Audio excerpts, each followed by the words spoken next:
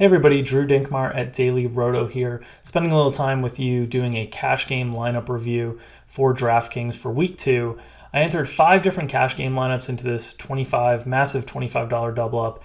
We're going to take a look at the results of those cash game lineups, but more importantly, take a look at the process that goes into my cash game lineup construction on a week in and week out basis. So the starting point for all of my decisions are our projections over at DailyRoto. You can see I've selected the Sunday slate here. I've also sorted on the value column. And essentially what I'm trying to do when narrowing down the pool of players that I'm going to use for a cash game lineups, because there's so many different players that look like compelling values to me on a week-to-week basis, I try to look at it by each position and say, how much exposure do I want to have to different players at this position? So at the quarterback position this week, loaded with value. This is the way it always is on DraftKings. Quarterbacks are a little bit priced down relative to their projection, but as a pool, there's a lot of value in them. This week in particular, we recommended paying up at the quarterback position, specifically with Matt Ryan, Aaron Rodgers, or Tom Brady. We viewed Russell Wilson a little bit more as a tournament play despite his hefty projection. The one guy that we recommended as a potential pay down at the quarterback position was Philip Rivers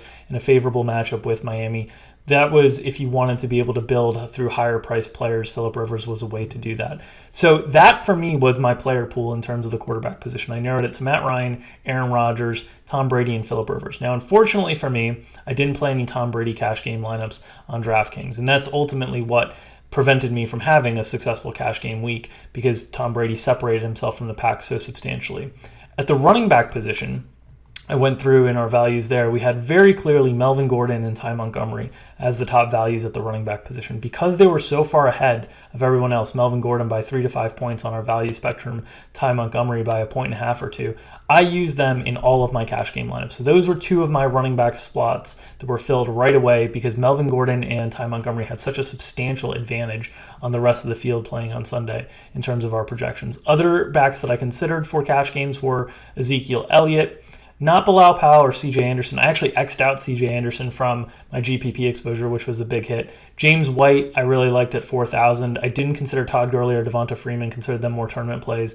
Didn't consider Le'Veon Bell's expensive price tag as I was trying to fit some more higher priced wide receivers if I could. So Melvin Gordon, Ty Montgomery, and Ezekiel Elliott and James White ended up being my running back pool for this Sunday's cash games. At the wide receiver position, we had Keenan Allen as a very clear cut top value, 4.5 points above expectation.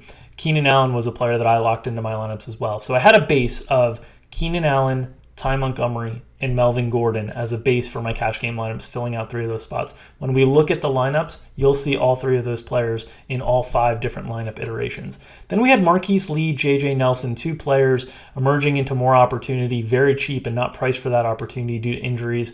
In J.J. Nelson's case, obviously John Brown missing the game, Jermaine Gresham also missing the game, taking some targets away. In Marquise Lee's case, Allen Robinson being lost for the season. We expected both of these players to have significant opportunities. Where I misstepped this week in terms of my cash game lineup construction was not emphasizing the strength of these 2 values quite enough in my overall lineups, and we'll get to that in a minute.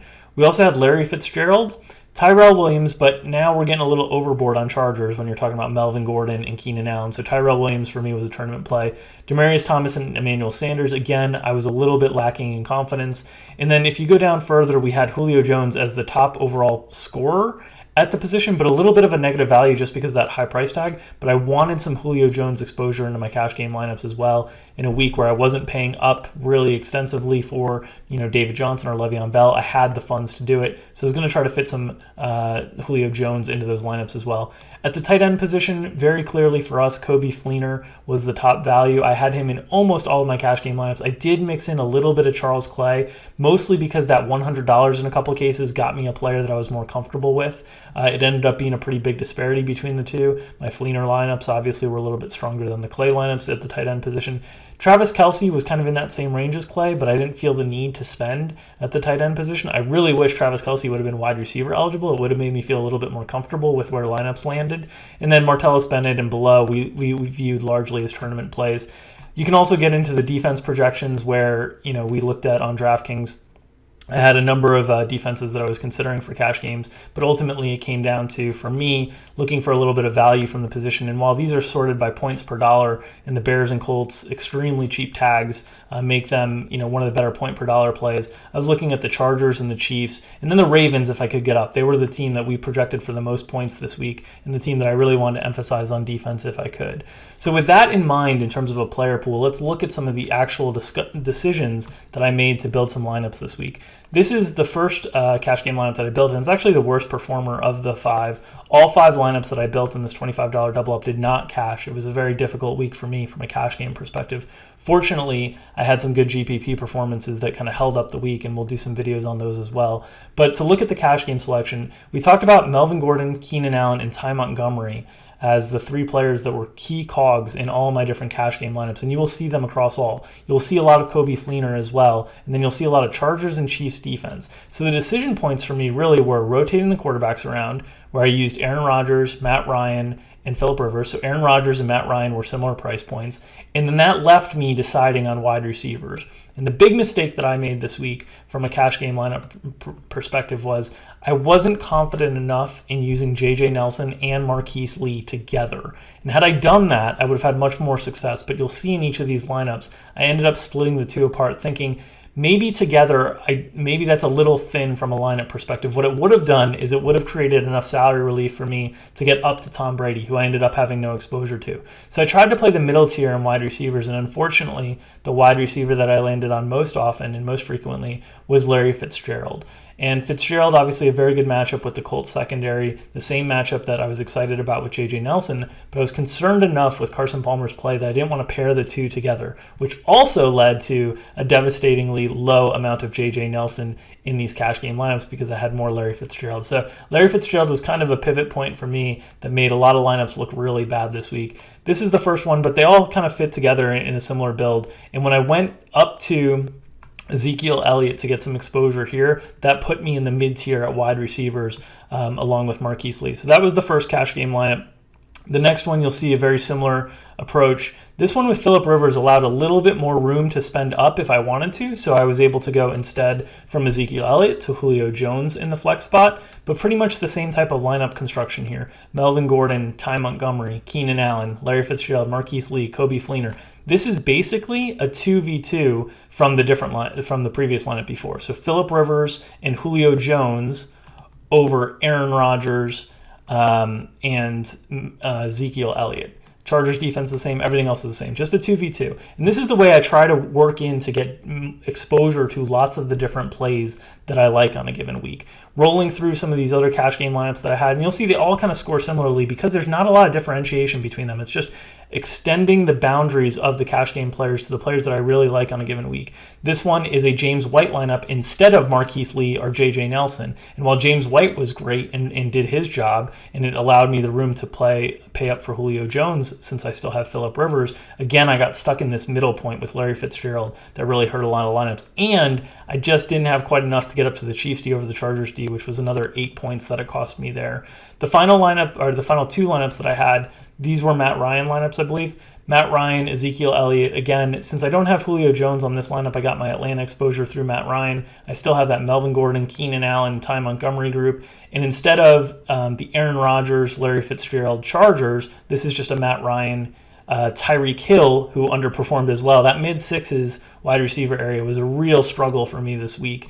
But because I didn't have Larry Fitzgerald on this lineup, I got in J.J. Nelson. So I swapped J.J. Nelson for Marquise Lee on the non-Larry Fitzgerald lineup, spread out a little bit of my Arizona passing game exposure so it wasn't concentrated in one lineup. And then the final lineup that I'd take you through is the one that just missed bubbling, the cash game lineup. This got me a little bit more exposure to the Packers with Devontae Adams alongside Ty Montgomery. Again, Melvin Gordon, Keenan Allen, staples. But Ezekiel Elliott really deflated this lineup. And then the difference maker on this one, unfortunately, was not having Coby Fleener on this one and having Charles Clay instead. I needed that extra 100 to get up from the Raiders defense to the Ravens, so I felt really confident in. And again, just missed the cash line here by less than a point. So a difficult week for me in cash games, but hopefully this short video brings a little bit of clarity as to how I look at constructing cash game rosters on football slates that are filled with opportunity, filled with players that you want to use. and how I can create a number of different lineups off of still a relatively small pool of players. I used 3 different quarterbacks. I used 4 different running backs.